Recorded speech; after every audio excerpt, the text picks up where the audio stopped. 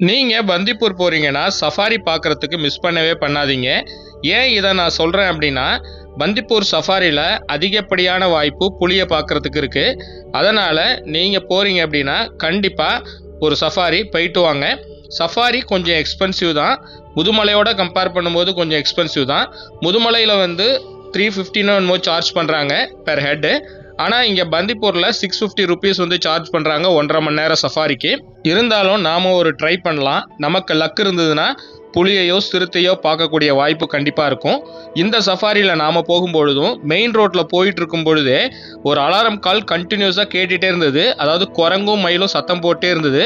அதை பார்த்துட்டு அந்த டைரக்ஷனில் பார்த்தா ஒரு சிறுத்தை ஒன்று பாஸ் ஆகி போச்சு.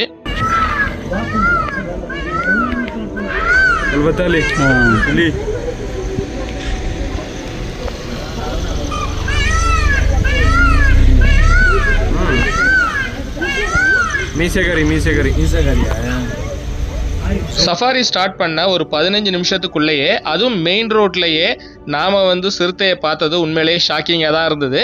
அந்த ஷாக்கிங் அடங்குறதுக்குள்ளார நாம் உள்ளுக்குள்ளார சஃபாரி ஏரியாக்குள்ளார நாம் போய் கொஞ்சம் தூரத்துலேயே பார்த்தா மெயின் ரோட்லேயே, அதாவது அந்த சஃபாரி போகிற அந்த ரூட்லேயே வந்து ஒரு யானை நின்றுட்டு இருந்தது. நம்ம சஃபாரி வேனை பார்த்துட்டு சைடில் கொஞ்சம் இறங்குச்சு. அது ஒன்று தான் இருக்குன்னு பார்த்தா சைடில் இன்னொரு கூட்டமாக ஒரு குரூப்பே நின்றுட்டு இருந்தது யானை. பொதுவாக குட்டியோடு இருக்கக்கூடிய யானை கொஞ்சம் ஆபத்தானதும்பாங்க. அதனால் நம்ம சஃபாரி வெஹிக்கிளும் கொஞ்சம் தூரத்துலேயே நின்று அந்த யானைகளை பார்த்துட்டு இருந்தோம்.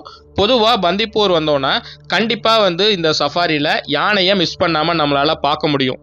நமக்கு லக் இருந்தது அப்படின்னா புலியையோ சிறுத்தையோ பார்க்க முடியும். நமக்கு இந்த சஃபாரியில் புலியை பார்க்க முடியல. ஆனால் புலிக்கு பதிலாக சிறுத்தையை பார்த்து என்ஜாய் பண்ணோம். இந்த யானை கூட்டத்தை பார்த்துட்டு கொஞ்சம் தூரம் போனோம். அங்கே பார்த்தா ஒரு மயில் இருந்தது. அந்த மயிலையும் பார்த்துட்டு கொஞ்சம் தூரம் போனோன்னே ஒரு ரேர் சீன் அப்படின்னு நம்ம சொல்லலாம்.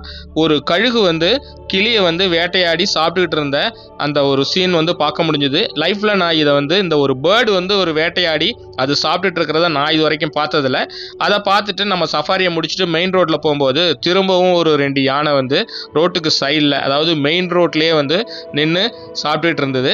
ஸோ இப்படியா நம்ம சஃபாரி ஓரளவுக்கு சாட்டிஸ்ஃபேக்ஷனாகவே இருந்தது. நீங்களும் பந்திப்பூர் போயிருக்கீங்க அப்படின்னா என்னென்ன அனிமல்ஸ்லாம் நீங்கள் சஃபாரியில் பார்த்துருக்கீங்கிறத கீழே கமெண்ட்டில் சொல்லுங்கள். அப்புறம் இந்த வீடியோவோட முழு காணொளி தொகுப்பு உங்களுக்கு வேணும் அப்படின்னா ஜாலி ட்ரிப் யூடியூப் சேனலில் இருக்குது. அது மட்டும் இல்லாமல் கீழே ரிலேட்டட் வீடியோலையும் கொடுத்துருக்கேன்.